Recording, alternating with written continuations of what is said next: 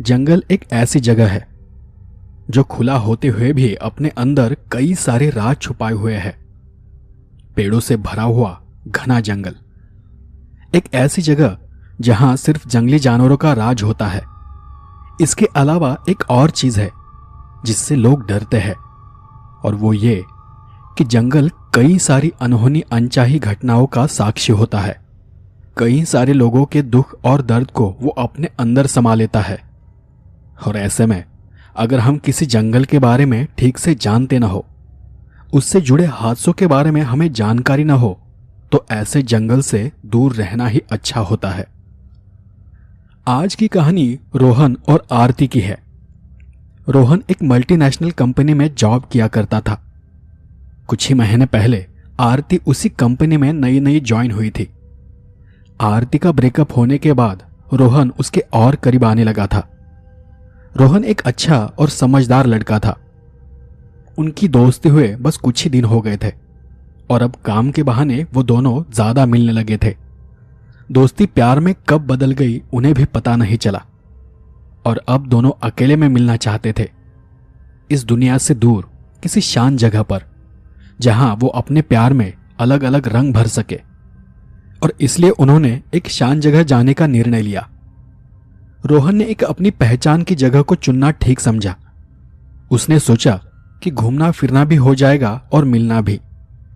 दोनों भी एक दूसरे को मिलने के लिए बेताब थे। अगले दिन आरती रोहन की बताई हुई जगह पर पहुंच गई। वहां जाकर उसने देखा कि वो एक जंगल था। कुछ ही देर में रोहन वहां आ गया और अब वो दोनों जंगल के सामने खड़े थे। शुरुआत में दोनों जंगल के ज्यादा अंदर नहीं गए, क्योंकि आरती जंगल के अंदर जाने से डर रही थी।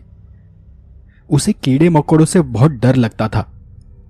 अब वो जंगल था तो वहां हर जगह बहुत सारे छोटे बड़े रेंगते चलते हुए कीड़े मकोड़े नजर आ रहे थे। रोहन ने वहीं एक शांत जगह को चुना और वो दोनों कुछ बड़े पत्थरों के बीच जाकर बैठ गए। दोनों काफी देर से बस शांत बैठे हुए थे। दोनों की धड़कनें बढ़ी हुई थी। वो बस चुपचाप एक दूसरे को निहार रहे थे। शायद कोई चीज उन्हें रोक रही थी और उनका सब्र अब टूटने ही वाला था। ऐसे हालात में एक ऐसी जगह पर अपने आप पर काबू पाना बहुत मुश्किल हो जाता है। रोहन को खुद को रोक पाना मुश्किल हो रहा था। उसने झट से आरती का हाथ पकड़ लिया और वो उसकी आंखों में देखने लगा। आरती एकदम शांत हो गई। रोहन उसकी आंखों में लगातार देखे जा रहा था, पर आरती उसकी आंखों में देख नहीं पा रही थी, जैसे उसे पता था कि आगे क्या होने वाला है। उसने अपनी आंखें बंद कर ली और धीमी सांसों के साथ वो चुपचाप बैठी रही। रोहन उसकी बंद आंखों को, उसके होंठों की हो रही हलचल को देख रहा था। रोहन धीरे से उसके और करीब चला गया और तभी वहां एक पुलिस वाला डंडा पीटते हुए उनके सामने एक बड़े से पत्थर पर आकर खड़ा हो गया। उसकी आहट सुनते ही रोहन झट से दूर हो गया। आरती भी संभल कर बैठ गई। पुलिस वाले ने उन्हें ऊपर से ही आवाज दी, ओ लैला मजनू, यहां क्या कर रहे हो? रोहन उठकर खड़ा हो गया और उसने घबराते हुए कहा, कुछ नहीं, बस ऐसे ही बैठे हुए थे। पुलिस वाले ने एक नजर आरती की तरफ देखा। आरती ने अपनी नजर चुरा ली और वो नीचे देखने लगी। फिर उस पुलिस वाले ने उन दोनों को समझाते हुए कहा, देखो, मैं जानता हूं कि तुम यहां क्यों आए हो, लेकिन ये जंगल है और जंगल अच्छा नहीं होता। लोग इस बात को समझते नहीं कि जंगल का भी आदर करना चाहिए। इसलिए लोग यहां आकर गुम हो जाते हैं और फिर रोते रहते हैं। तुम दोनों चाहो तो बाहर जो बगीचा है वहां चले जाओ, वहां तुम्हारे जैसे बहुत सारे लोग हैं। रोहन ने अपना सर हां में हिलाते हुए आरती को अपनी जगह से उठने का इशारा किया। आरती अपना पर्स उठाकर झट से उठकर खड़ी हो गई। उस पुलिस वाले ने फिर से उन दोनों से कहा, कुछ देर बाद मैं वापस यहां आऊंगा। दोनों यहां दिखाई नहीं देने चाहिए। और हां, मैंने यहां बैठने से मना किया है, इसका मतलब यह नहीं कि तुम जंगल के अंदर चले जाओ। लोग अक्सर यही गलती करते हैं और गुम हो जाते हैं। तुम जैसे लोग क्या जाने कि तुम्हारी वजह से हमें कितनी तकलीफ उठानी पड़ती है। और इतना बोलकर वो पुलिस वाला कुछ बड़बड़ाते हुए वहां से आगे चला गया। आरती रोहन के चेहरे को देखकर हंसने लगी। रोहन का चेहरा मुरझाया हुआ था, लेकिन आरती को मुस्कुराता देख रोहन भी हंसने लगा। दोनों भी जानते थे कि वो दोनों किनारे पर थे और बस गहराइयों में उतरने ही वाले थे। आरती ने उस दूर जाते हुए पुलिस वाले की तरफ अपनी आंखों से इशारा करते हुए कहा, अब कहां चले मजनू? रोहन ने उसका हाथ पकड़ लिया और कहा, चलो और अंदर चलते हैं, एक ऐसी जगह जहां कोई ना आता हो। आरती ने अंदर जंगल की तरफ देखकर कहा, नहीं नहीं, मैं अंदर नहीं आने वाली। यहां तक ही मुझे इतना डर लग रहा है। और तो और अभी पुलिस वाले ने भी हमसे यही कहा है कि और अंदर नहीं जाना है। रोहन ने उसे समझाते हुए कहा, अरे मुझ पर विश्वास रखो, मैं यहां 2-3 बार आ चुका हूं। अपने दोस्तों के साथ कैंपिंग की है मैंने। उस पुलिस वाले से ज्यादा मैं इस जंगल के बारे में जानता हूं। आरती भले ही अंदर जाने से ऊपर ऊपर मना कर रही थी, लेकिन अंदर से कहीं ना कहीं वो भी अपनी हदों को पार करना चाहती थी। और आज ही वो वक्त था। पता नहीं फिर कभी उन्हें ऐसा मौका मिलता भी या नहीं।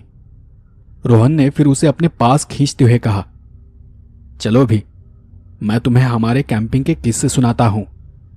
चलते चलते ही आरती ने रोहन से पूछा, उस पुलिस वाले ने ऐसा क्यों कहा कि यहां लोग आकर गायब हो जाते हैं और फिर कभी नहीं मिलते? रोहन ने हंसकर उसकी बात का जवाब दिया, अरे बाबा, हर जंगल में लोग गायब हो जाते हैं। जंगल ऐसे ही होते हैं, लोग रास्ता भटक जाते हैं, गुम हो जाते हैं। लेकिन इसमें जंगल का थोड़ी ना दोष है।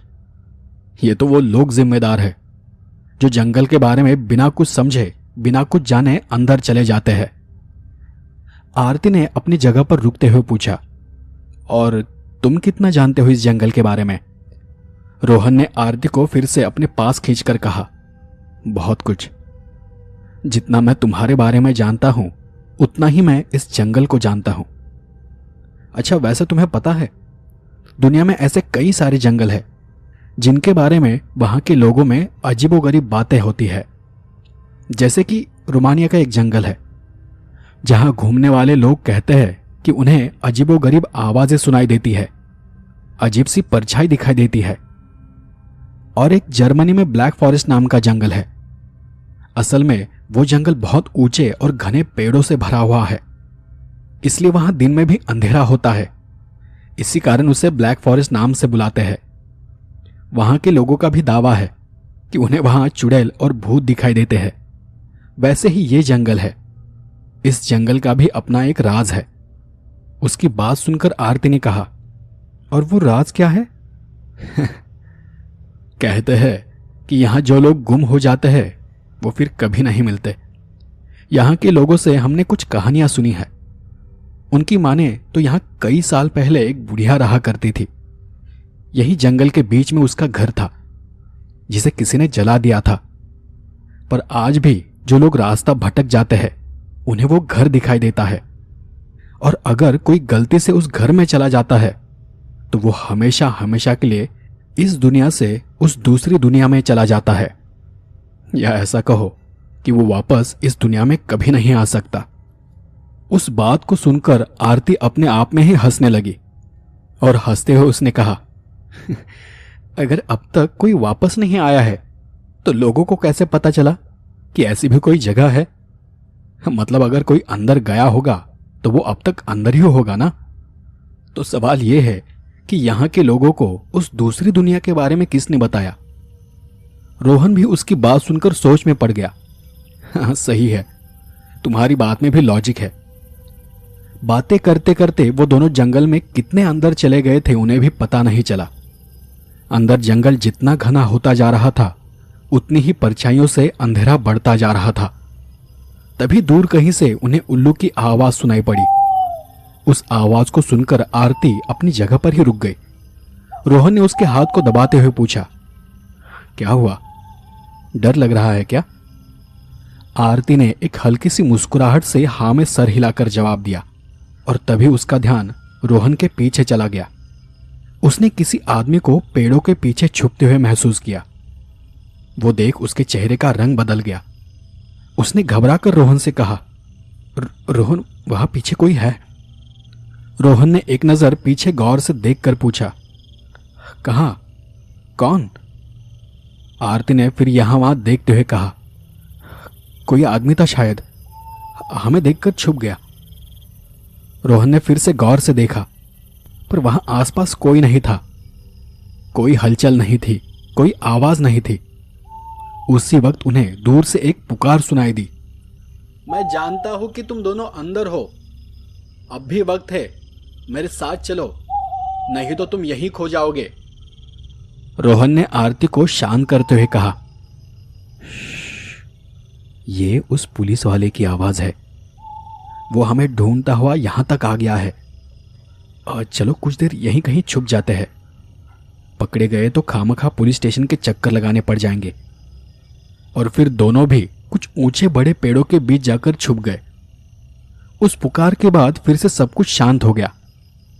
धीरे धीरे उन्हें जंगल की अपनी एक गूंज, अपनी एक आवाज सुनाई देने लगी। आरती को अब किसी अनजान बात का डर सताने लगा था। उसे अंदर ही अंदर कुछ अजीब सा महसूस हो रहा था। आरती ने फिर से यहां वहां देखते हुए कहा, मुझे यहां कुछ ठीक नहीं लग रहा। कुछ तो गलत है। यहां मुझे कुछ अच्छी फीलिंग नहीं आ रही। तब रोहन ने कहा, अच्छा तुम यहीं पर रुको, मैं बाहर जाकर देख कर आता हूं कि वो पुलिस वाला किस तरफ गया है।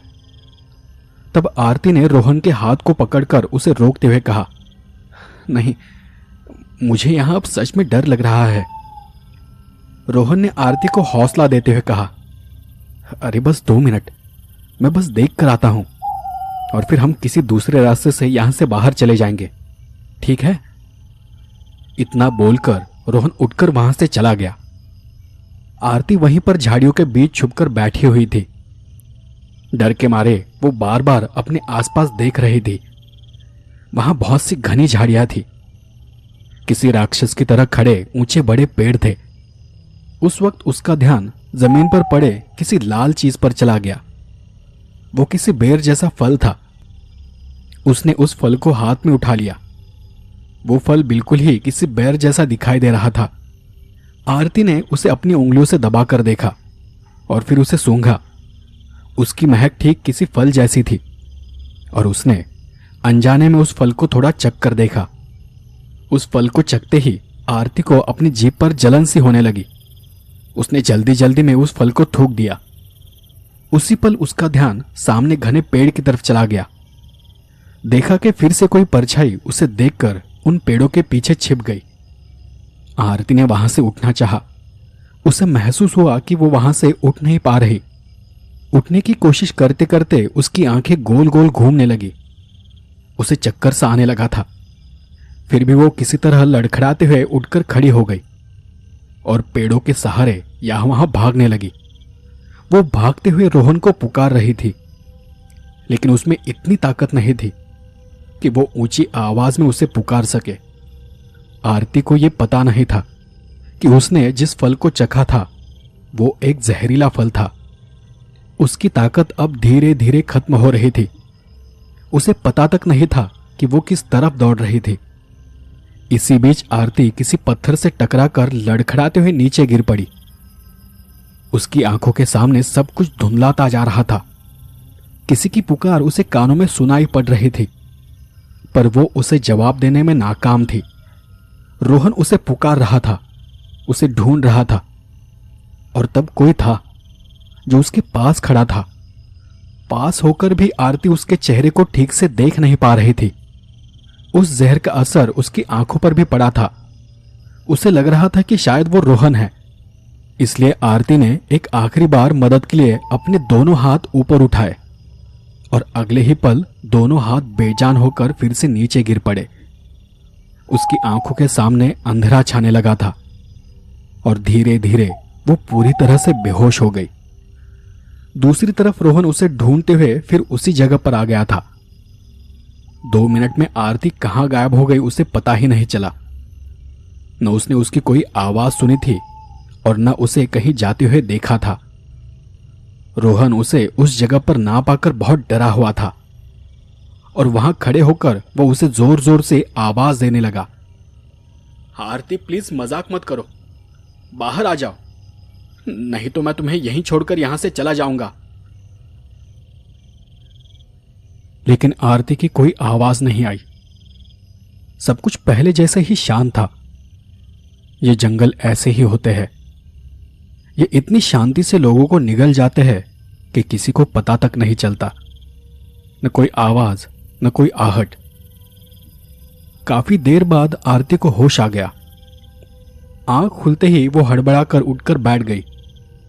उसकी आंखों के सामने ऊंचे घने पेड़ थे। उसे समझते देर नहीं लगी कि वो काफी देर से वहीं उसी जगह पर पड़ी हुई थी।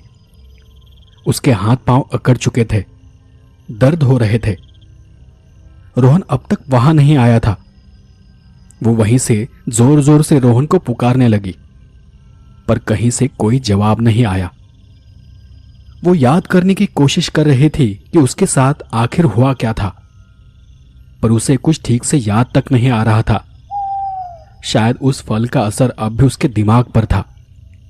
उसे बस इतना याद था कि उसके पास कोई खड़ा था और कोई कहीं से उसे पुकार रहा था। अब तो वो काफी घबरा गई थी और वहीं बैठे बैठे वो रोने लगी। शायद वो जान गई थी कि वो उस घने जंगल में गुम हो गई है। वो काफी देर तक वहीं बैठी रोती रही। रोते हुए वो बीच बीच में चीख कर रोहन और उस पुलिस वाले को पुकार रही थी, पर उसे वहां सुनने वाला कोई नहीं था। कुछ देर रोने के बाद वो शांत हो गई। उसे अंदाजा हो गया था कि अब उसे कुछ न कुछ करना पड़ेगा।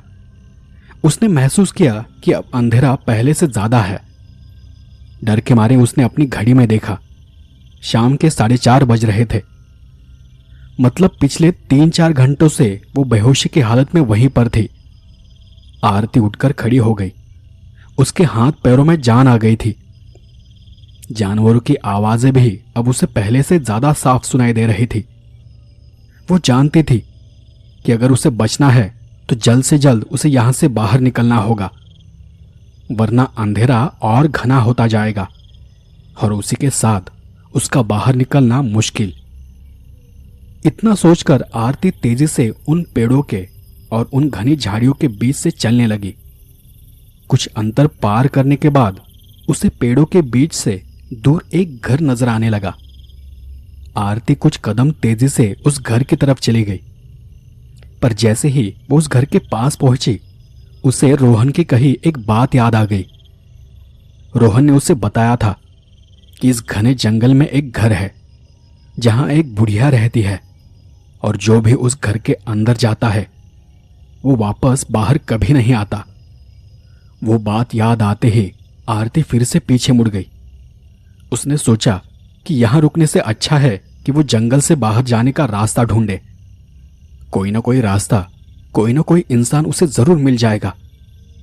अंधेरा होने में अब भी कुछ वक्त बाकी था। ये बात सोचकर वो फिर से तेज चलने लगी। आरती काफी देर से बस चली जा रही थी, लेकिन अब तक उसे कोई भी इंसान, कोई भी आवाज नहीं सुनाई दी थी। वो यहां वहां उन्हें पुकारती हुई बस चलते जा रही थी। उसे खुद पता नहीं था कि वो कहां पर जा रही है, किस दिशा में जा रही है। काफी देर चलने के बाद वो बहुत थक गई थी। उसे बहुत तेज प्यास लगी थी। अब वो फिर से मुसमुसाकर रोने लगी, क्योंकि उसे लग रहा था कि वो जंगल के बीच में कहीं फंस गई है। उसे लगा कि अगर उसने एक बार उस घर के पास जाकर देखा होता तो शायद वहां उसे मदद के लिए कुछ ना कुछ जरूर मिल जाता। उसने ये बस सोचा ही था कि तभी कुछ दूर उसे फिर से एक घर दिखाई देने लगा। उसने अपने आंसुओं को पोंछते हुए उस घर को ठीक से देखा तो वो वही घर था जिसे उसने अभी कुछ देर पहले देखा था। कुछ पल के लिए वो हैरान हो गई कि वो तो उस घर से दूर जा रही थी, फिर भी वो वापस उसी जगह पर कैसे आ गई। उसने देखा तो अंधेरा होने में बस कुछ ही वक्त बाकी था। अब उसे रास्ता ढूंढने से ज्यादा जरूरी यह था कि वो किसी सुरक्षित जगह पर चली जाए, वरना उसे इस घने जंगल के बीच में पूरी रात गुजारनी पड़ेगी। थोड़ी सी हिम्मत कर और संभल कर आरती उस घर की तरफ बढ़ने लगी। उसे तब भी रोहन की कहीं बातें याद आ रही थी। वो बुढ़िया, उसका वो रहस्यमयी घर और लोगों का वहां से गायब हो जाना। कुछ ही मिनट में आरती झाड़ियों से बाहर निकलकर वहां आ गई। अब वो उस घर के ठीक सामने खड़ी थी। वो एक 2 मंजिला लकड़ी का बना हुआ घर था। उसका दरवाजा बंद था, लेकिन आसपास कोई हलचल, कोई आवाज नहीं थी। आरती को कुछ भी पता नहीं था कि उसके साथ आगे क्या होने वाला है।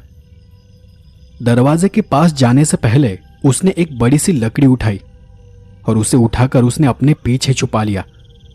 वो धीरे कदमों से उस घर के दरवाजे के पास चली गई। आरती ने सबसे पहले धीरे से दरवाजे को खोलने की कोशिश की, पर दरवाजा अंदर से बंद था। अब उसका दिल और जोरों से धड़कने लगा। मतलब साफ था कि अंदर कोई तो है।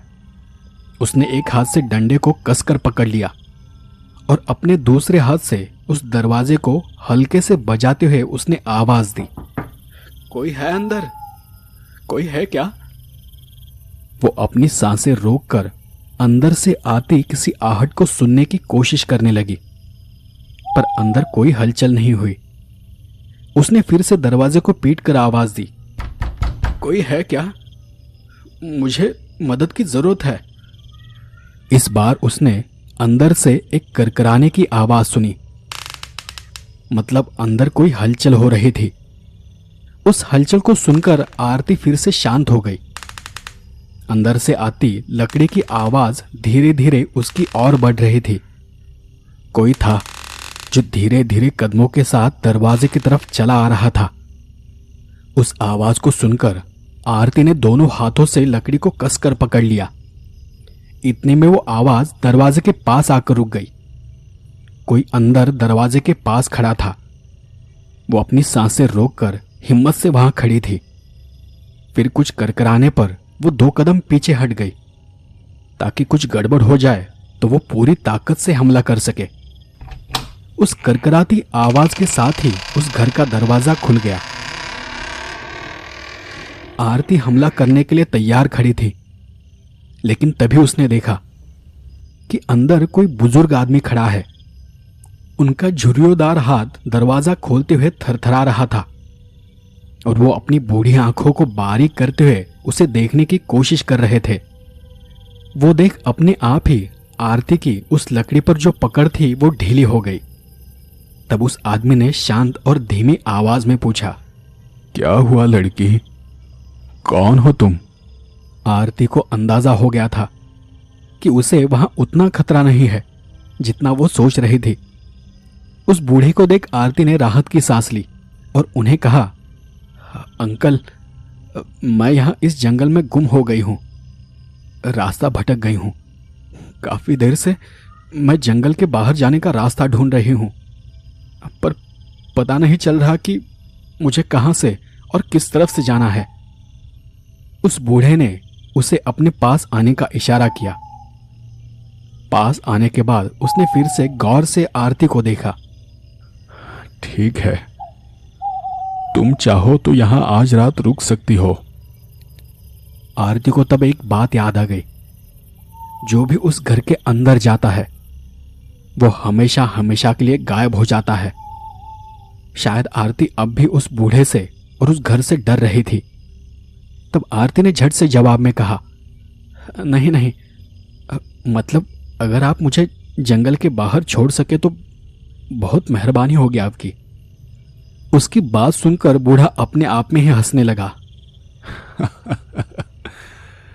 तुमने जब दरवाजा खटखटाया तब मुझे ऊपर से नीचे आने में 2-3 मिनट लग गए और घड़ी का मुझे पता नहीं, पर इस रोशनी को देखकर इतना जरूर बता सकता हूं कि कुछ ही देर में अंधेरा होने वाला है। अब तुम खुद ही सोचो, ये 1 घंटे का रास्ता काटने में हमें 3 घंटे लग जाएंगे और तुम्हें छोड़कर वापस आने में मुझे और 3 घंटे। और इसी बीच जंगली जानवरों ने एक बूढ़े और एक जवान लड़की को जंगल से घूमते हुए देखा तो उनका तो अच्छा खासा डिनर हो जाएगा। जब बूढ़ा आदमी ये सब कह रहा था तब आरती ने एक नजर घर के अंदर झांक कर देख लिया। अंदर सब कुछ ठीक नजर आ रहा था। आरती की उस हरकत को देख बूढ़े आदमी ने कहा, कोई जोर जबरदस्ती नहीं है, यहां मैं अकेला ही रहता हूं। बाहर अब अंधेरा बढ़ता जा रहा था। आरती ने एक नजर अपने आसपास मुड़कर देखा। अंधेरे में यहां वहां भटकने से अच्छा था कि वो यहीं पर आसरा ले ले। तभी उस बूढ़े ने फिर से कहा, और हां, अंदर आना चाहती हो तो तुमने पीछे जो कुछ छुपा रखा है उसे यहीं पर फेंक दो, तुम्हें उसकी जरूरत नहीं है।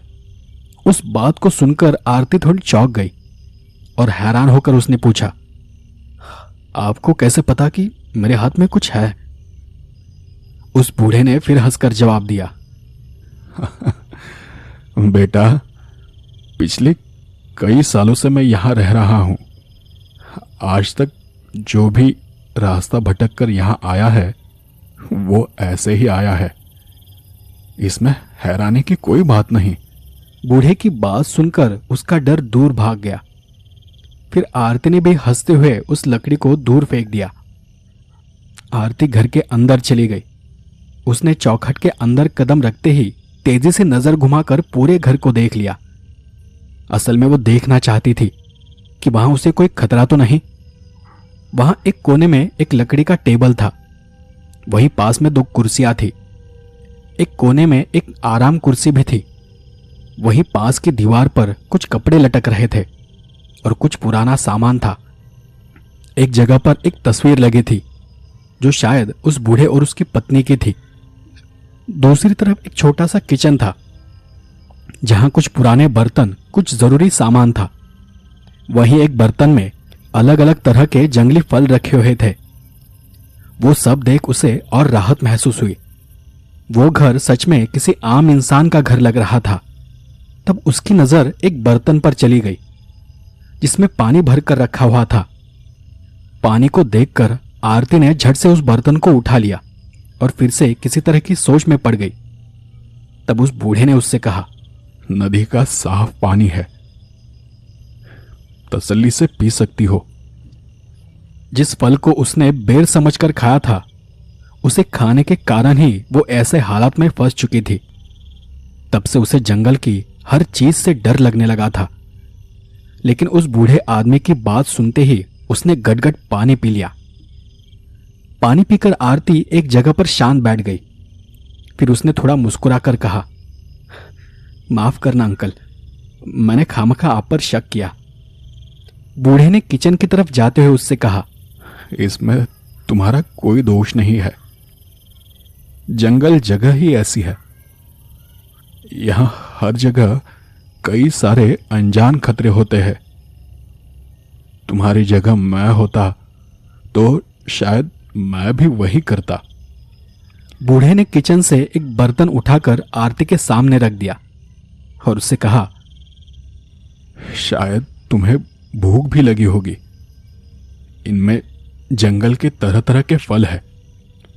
फिलहाल खाने के लिए मेरे पास यही सब है। उम्र हो गई है तो शिकार नहीं कर पाता, इसी से काम चलाना पड़ता है। इनमें से कुछ तुम खा लो, थोड़ा अच्छा लगेगा। आरती ने उन फलों को टटोलकर उनमें से एक छोटा सा फल उठा लिया जो कि लाल रंग का था। बूढ़े ने तभी उसे रोकते हुए कहा, अरे नहीं, उस फल को मत खाओ। उसे खाओगी तो तुम्हारा सर चकराने लगेगा और तुम्हें नींद आ जाएगी। इतना कहकर वो बूढ़ा अपनी आराम कुर्सी में बैठ गया। आरती उस छोटे लाल फल को देखकर सोच में पड़ गई। बूढ़े ने उसकी चिंता से भरे चेहरे को देखकर पूछा, क्या हुआ? उस फल को ऐसे क्यों देख रही हो? आरती ने अपना सर ना में हिलाते हुए जवाब दिया, कुछ नहीं, असल में अपने दोस्त से बिछड़ने से पहले मैंने ऐसा ही कोई फल खा लिया था। उसके बाद मैं कब बेहोश होकर गिर पड़ी मुझे भी पता नहीं चला। उसी के कारण मैं रास्ता भटक गई। पता नहीं अब रोहन कहाँ होगा, शायद पागलों की तरह मुझे ढूंढ रहा होगा। तब आरती ने दूसरा फल उठा लिया और उसे खाने लगी। आरती फल खाते खाते अचानक से रुक गई और उसने आश्चर्य से पूछा, अंकल, रहस्यमयी चीजों से याद आया कि मेरे दोस्त ने मुझे कहा था कि यहां इस जंगल में एक बुढ़िया रहती है और उसका जो घर है, उस घर के अंदर जो जाता है वो हमेशा के लिए गायब हो जाता है। क्या ये बात सच है? उसकी बात सुनकर बूढ़ा हंसने लगा। जंगल में भले ही कई सारे राज छुपे हैं, पर तुम लोग कुछ भी कहानियां बना लेते हो। क्या सच है क्या झूठ है ये बस जंगल जानता है। हां, पर कुछ साल पहले यहां एक बुढ़िया रहा करती थी, इसी जंगल में, जो कई सालों से मेरे साथ रहती थी। वो देखो, वो उस तस्वीर में वहां मेरे साथ खड़ी है, मेरी पत्नी। वो थी तब तक सब कुछ ठीक चल रहा था। ऊपर कमरा है ना, वो हम जंगल में आने वाले मुसाफिर लोगों को किराए पर दिया करते थे। तब मेरी पत्नी दुनिया का सबसे बेहतरीन खाना बनाती थी। हमें अच्छे पैसे मिलते थे। असल में उसे पैसों से कोई मतलब नहीं था। बहुत मासूम थी वो अक्सर मुझसे एक बात कहती थी कि लोग यहां आते हैं, हमारे साथ उनके जिंदगी के कुछ खास पल बिताते हैं और हंसते खेलते खुशी खुशी यहां से चले जाते हैं। इसके अलावा उसे और क्या चाहिए? यही उसके लिए बहुत है। बहुत गरीब स्वभाव की थी और उतनी ही प्यारी थी वो। बोलते बोलते अचानक बूढ़े के आंखों में आंसू आ गए। उनके आंखों में आंसू देखकर आरती ने कहा, माफ कीजिए, मेरी वजह से आपको तकलीफ हो गई। फिर उसने उस बात को टालने के लिए कहा, पर अंकल, हाँ, आपने तो अपना नाम ही नहीं बताया। बूढ़े ने भी उस बात को भुला दिया और उस लड़की से कहा, तुमने भी तो नहीं बताया। आरती ने झट से जवाब दिया, हाँ, अच्छा, मेरा नाम आरती है। रोहन और मैं, हम दोनों एक ही साथ एक कंपनी में काम करते हैं। अब आप अपने बारे में बताइए। बूढ़े ने मुस्कुराते हुए उस बात को टाल दिया और कहा, अच्छा, अब जाओ और थोड़ा आराम कर लो। ऊपर के कमरे में कुछ पुराने कपड़े हैं, चाहो तो उन्हें पहन सकती हो। मैं यहीं इस कुर्सी में आराम कर लूंगा। तब आरती ने कहा, लेकिन आपने अपना नाम नहीं बताया।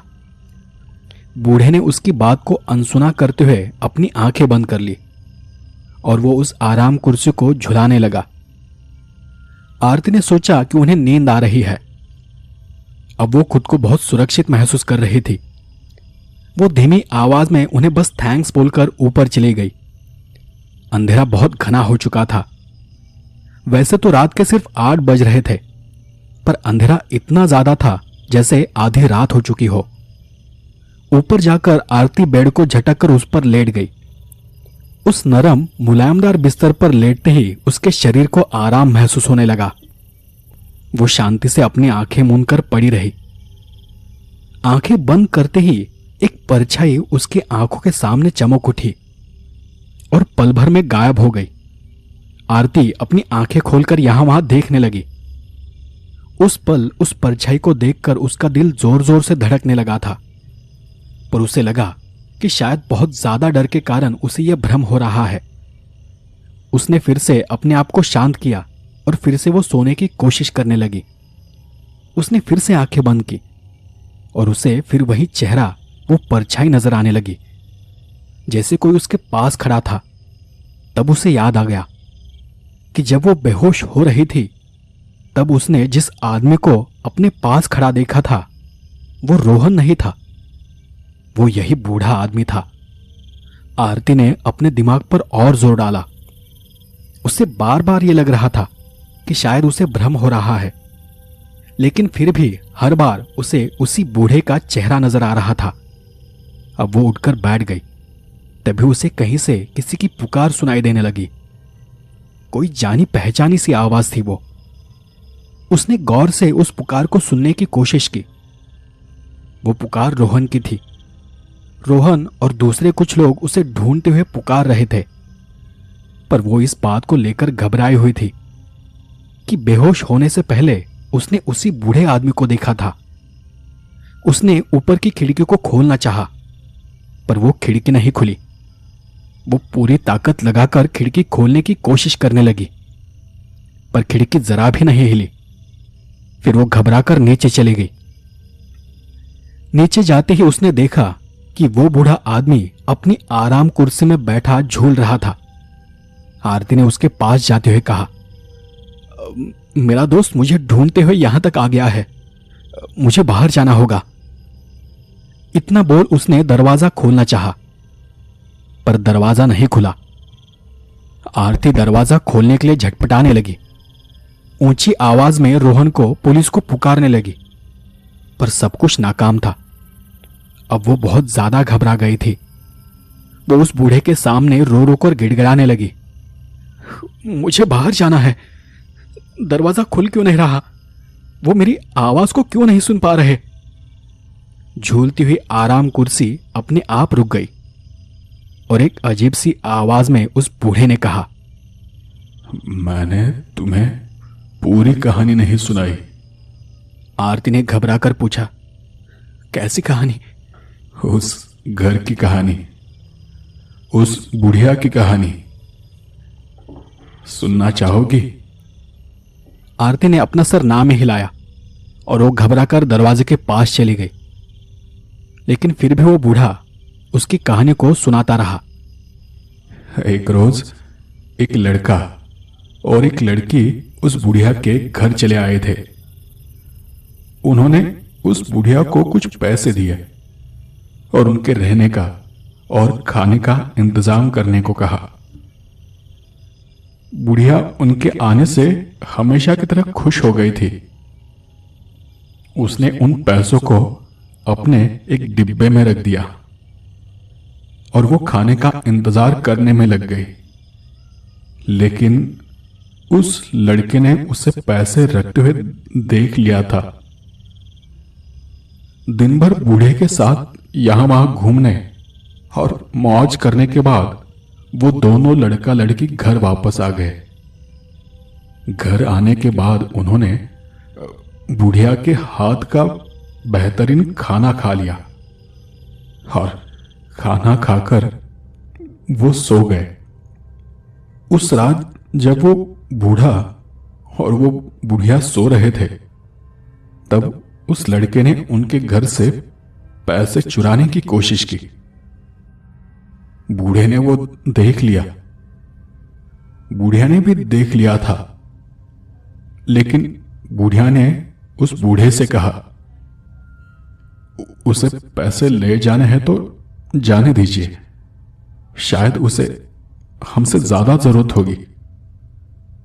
उस बुढ़िया को पैसों से कभी मतलब नहीं था, लेकिन फिर भी उस लड़के ने उस बुढ़िया को मार डाला, सिर्फ इसलिए क्योंकि उसने उसे चोरी करते हुए देख लिया था। फिर गुस्से में आकर उस बूढ़े ने उस लड़के के साथ आई हुई लड़की को मार डाला। उस लड़के ने उस बूढ़े पर भी जानलेवा हमला कर दिया, लेकिन वो बूढ़ा मरा नहीं था, वो सिर्फ बेहोश पड़ा था। बूढ़ा अपनी पत्नी को बचाना चाहता था, लेकिन वो जो लड़का, वो जो पैसे लेकर भाग गया था, कुछ देर बाद वो वापस आ गया और अपना सामान लेकर उसने सारे सबूत मिटाने के लिए उस घर को आग लगा दी। उसने जाते जाते दरवाजा बाहर से बंद कर दिया। वो बूढ़ा और वो बुढ़िया सब कुछ उस आग में झुलस गया। सब कुछ जलकर राख हो गया। बूढ़े की बातें सुनकर आरती के हाथ पैर थरथराने लगे। उसे अब भी बाहर से आ रही उन लोगों की पुकार सुनाई दे रही थी। वो बार बार दरवाजे को अंदर से पीट रही थी। आखिरकार वो उस बूढ़े के पैरों पर गिर पड़ी। प्लीज प्लीज मुझे जाने दो, मुझे यहां से बाहर जाना है।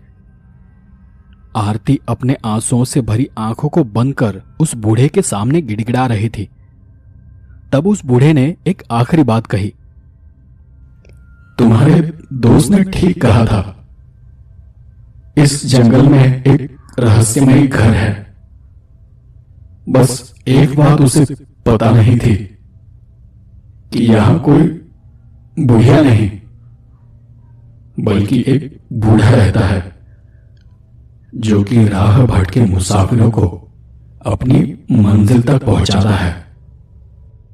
तभी आरती ने घबराकर बूढ़े की तरफ देखा। उसका शरीर ऐसा लग रहा था जैसे वो आग में झुलस रहा हो। और फिर धीरे धीरे उस बूढ़े का शरीर आरती की आंखों के सामने राख हो गया। उस वक्त उस बूढ़े की बस हंसी की आवाज उसके कानों में गूंज रही थी। उसे कुछ समझ नहीं आ रहा था कि उसके साथ ये सब क्या हो रहा है। वो बार बार मदद के लिए उस दरवाजे को पीट रही थी, खिड़कियां खोलने की कोशिश कर रही थी, लेकिन शायद वो नहीं जानती थी कि इन सब बातों का अब कोई मतलब नहीं था। वो जंगल और उसमें बसा वो रहस्यमयी घर उसे कब का निगल चुका था। दूसरी तरफ उसका दोस्त रोहन उस घर की जगह पर आरती को ढूंढ रहा था, पर उसे वहां न कोई घर दिखाई दे रहा था और न ही उसकी दोस्त आरती। रोहन ने पूरा जंगल छान मारा, पर आरती का कहीं कोई नामो निशान नहीं मिला। और शायद अब वो घर किसी नए राह भटके मुसाफिर के इंतजार में था।